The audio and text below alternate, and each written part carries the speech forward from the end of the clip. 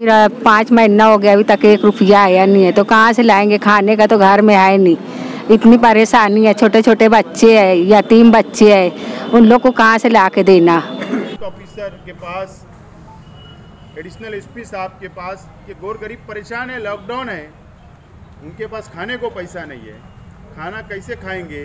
उनको वजीफ़ा मिलता, दवा गोली का खर्चा चलता, उनके बाल बच्चों की पढ़ाई का मसला है। आज रिक्शा करके हम लोग इस्लामपुरे से इधर आते हैं, मगर यहाँ पर आए तो यहाँ पर मंजूर भी नहीं हो रहा है, हमको बार बार चक्कर लगाना पड़ा। शेख आसिफ के साथ हम लोग बैठे थे कि इन्होंने हमारा भरपूर साथ दिए, इतने वक्त हम उनके साथ में रहे, तो उन्होंने ये बात कलेक्टर ऑफिस तक पहुँचाए, उनका हम शुक्रिया अदा कर रहे हैं।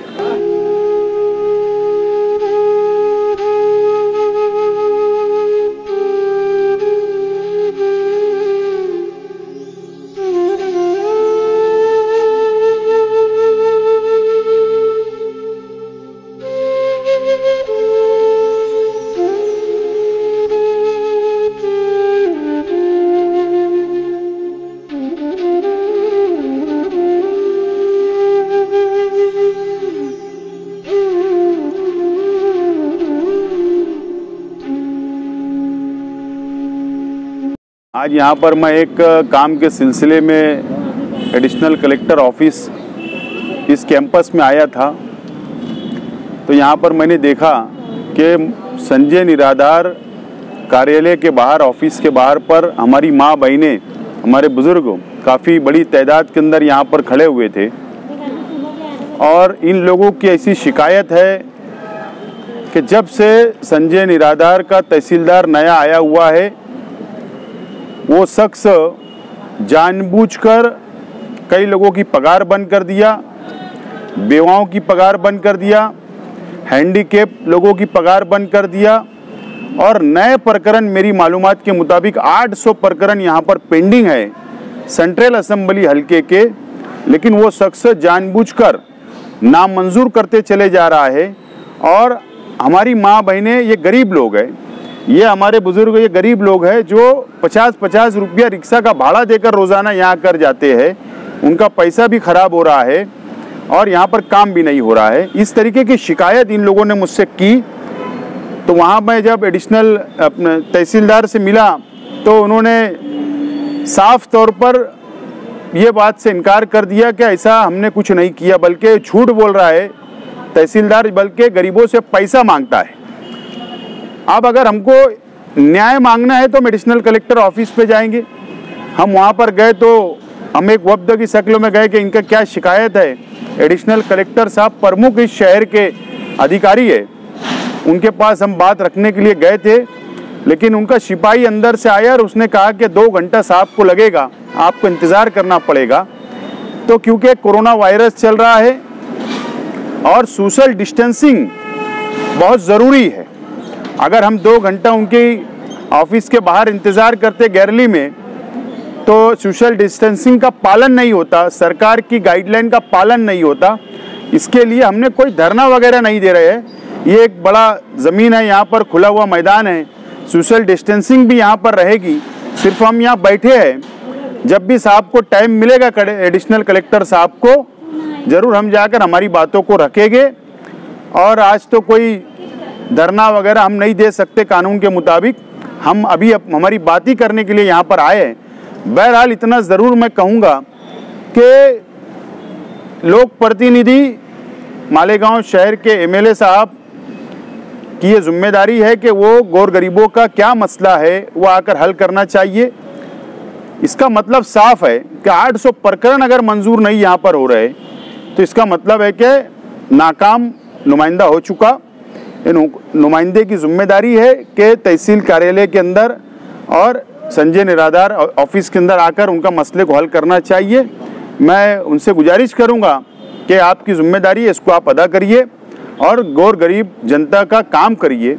आपको शहर की आवाम ने, गौर गरीब ने भी वोट दिया, अमीर ने भी दिया, तो वो आप काम करिए। बहरहाल अगर आज हम यहाँ बात करेंगे, बात अगर बात से हो गई और आवाम का काम हो जाएगा तो उनका गुलदस्ता देके शुक्रिया भी अदा करेंगे। और अगर उन्होंने काम नहीं किया तो 8 दिन के बाद बाकायदा यहाँ पर टाला ठोको आंदोलन किया जाएगा।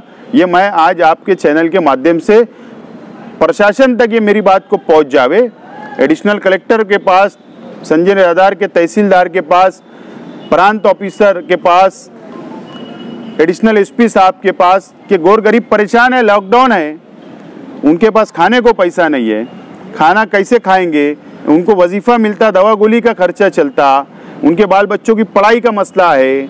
आज ऐसे हालात के अंदर रोजगार बंद है और अगर ऐसे अधिकारी, नालायक अधिकारी अगर इन ऐसे गौर गरीब लोगों को तकलीफ देंगे तो ये हम लोग बर्दाश्त नहीं करेंगे।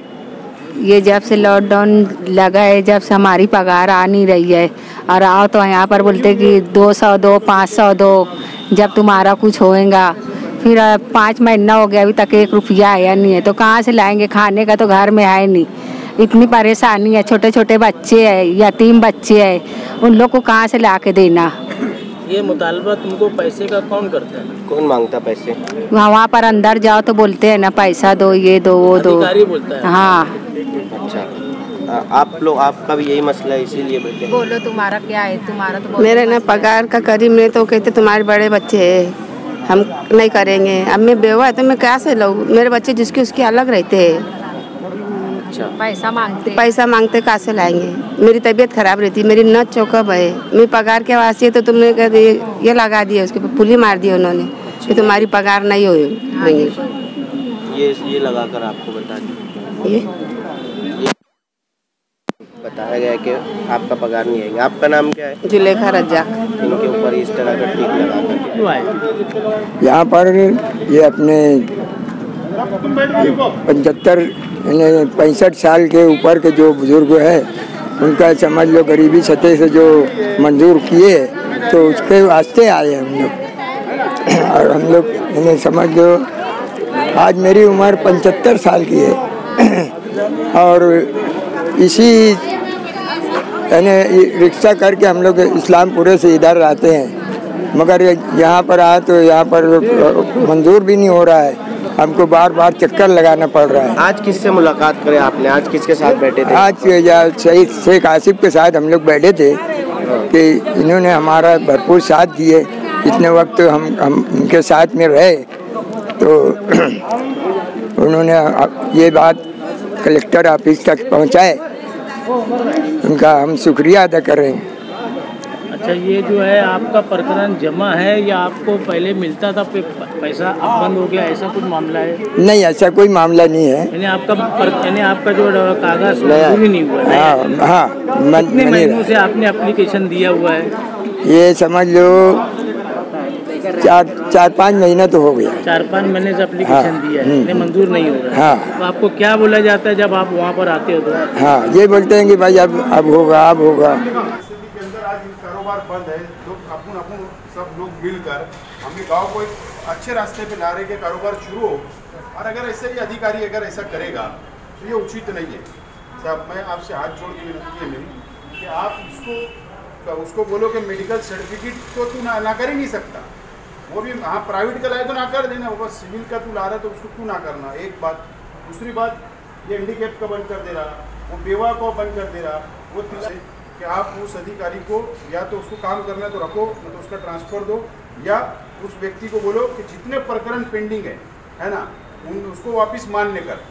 एक बात। दूसरी बात, अगर ये बोलेंगे कि नहीं ठीक है अभी मैंने नामंजूर किया, तुम नया प्रकरण डालो, सब ये 500 रुपये 400 रुपये लगता है फिर ऑर्डर ये वो सब तैयार करने, ये नहीं कर सकते, उसको रीओपन करो, है ना, उसको मान्यता दो। फुर्तुदा इनकी सब है, जरा कारण से उसने रद्द किया है।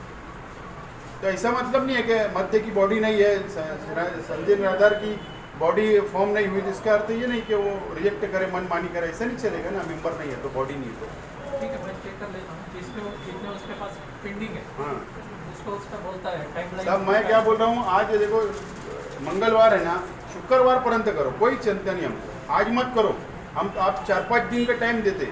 तो सर मेरी आपसे रिक्वेस्ट है कि आप ऐसा उनको निर्देश दो कि भाई तू 8 दिन के अंदर 5 दिन के अंदर पूरा क्लियर करो। यस, है ना। तो साहब देखो, बिना आपको ना चाहते हुए भी इस लॉकडाउन के अंदर फिर धरना ऑपरेशन करना पड़े। हमने आज धरने पे नहीं बैठे, सोशल डिस्टेंसिंग का पालन हो, इसके लिए हम नीचे बैठे।